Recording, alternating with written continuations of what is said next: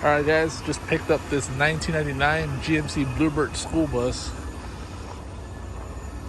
It's actually a gasser, 7.4 liter, which is a Chevy big block, GM big block, 454. It's got this AC unit working. That one back there, actually that one back there is already on now. The switches are a little funky, but yeah, we just made it 189 300, and we traveled about 114 miles. Did really well. Let's go take a look at it on the outside before I leave it.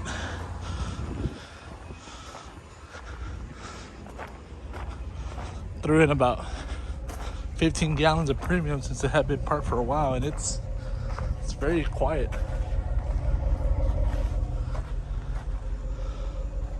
But yeah, never bought a gasoline school bus. This is a first.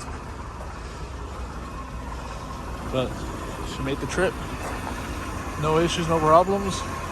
The brakes are real touchy, so the brakes are really good on this bus.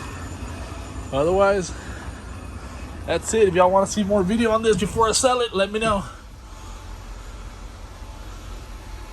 Shut her down.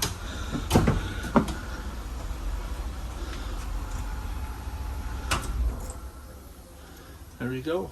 That's it.